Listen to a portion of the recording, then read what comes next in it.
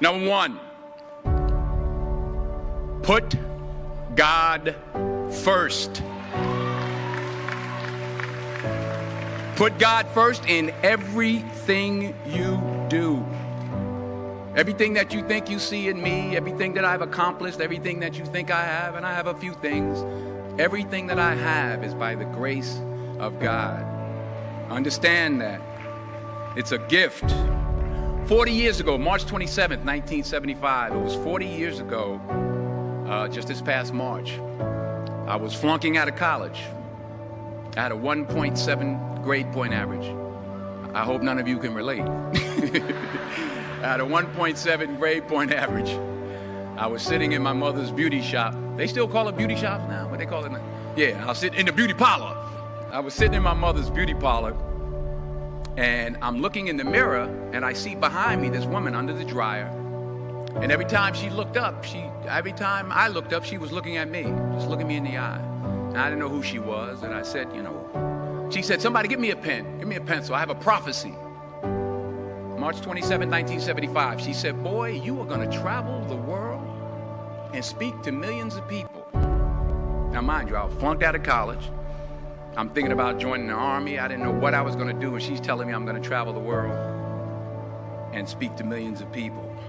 Well, I have traveled the world, and I have spoke to millions of people. But that's not the most important thing, the success that I had. The most important thing is that what she taught me and what she told me that day has stayed with me since. I've been protected, I've been directed, I've been corrected. I've kept God in my life, and it's kept me humble. I didn't always stick with him, but he always stuck with me. So stick with him in everything you do. If you think you want to do what you think I've done, then do what I've done and stick with God. Number two, fail big. That's right. Fail big.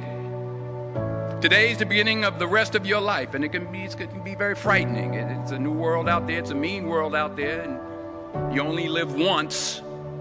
So do what you feel passionate about. Take chances professionally. Don't be afraid to fail. There's an old IQ test, was 9 dots, and you had to draw 5 lines with a pencil within these 9 dots without lifting the pencil. The only way to do it was to go outside the box. So don't be afraid to go outside the box. Don't be afraid to think outside the box. Don't be afraid to fail big, to dream big. But remember, dreams without goals are just dreams, and they ultimately fuel disappointment. So have dreams, but have goals. Life goals, yearly goals, monthly goals, daily goals. I try to give myself a goal every day. Sometimes it's just to not curse somebody out. Simple goals, but have goals.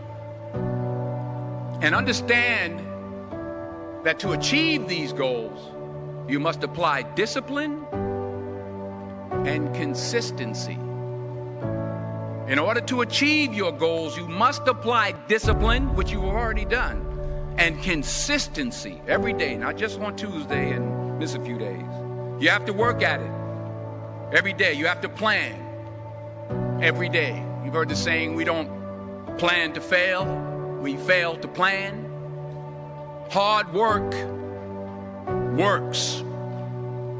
Working really hard is what successful people do. And in this text, tweet, twerk world that you've grown up in, remember, just because you're doing a lot more doesn't mean you're getting a lot more done. Remember that. Just because you're doing a lot more doesn't mean you're getting a lot more done. Don't confuse movement with progress. My mother told me, she said, yeah, because you can run in place all the time and never get anywhere. So continue to strive, continue to have goals, continue to progress. Number 3, you'll never see a U-Haul behind a hearse.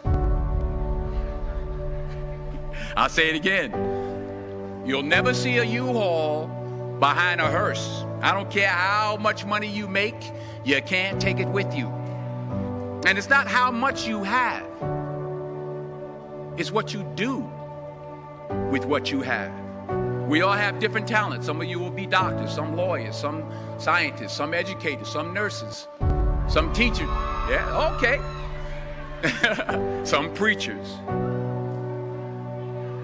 The most selfish thing you can do in this world is help someone else.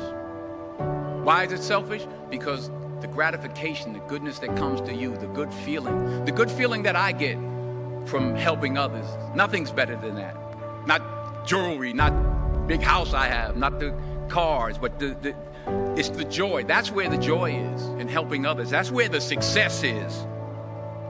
Finally, I pray that you put your slippers way under the bed tonight, so that when you wake up in the morning, you have to get on your knees to reach them.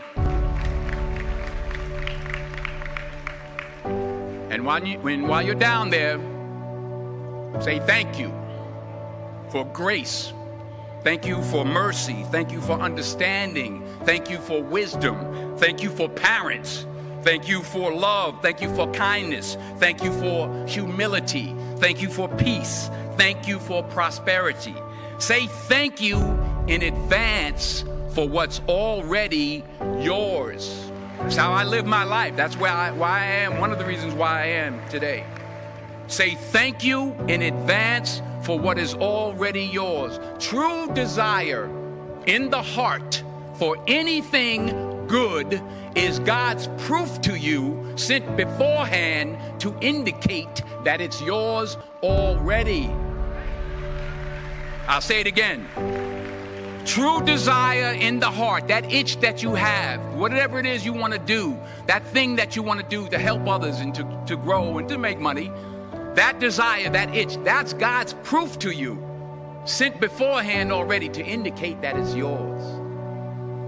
And anything you want good, you can have. So claim it. Work hard to get it. When you get it, reach back. Pull someone else up. Each one, teach one. Don't just aspire to make a living. Aspire to make a difference.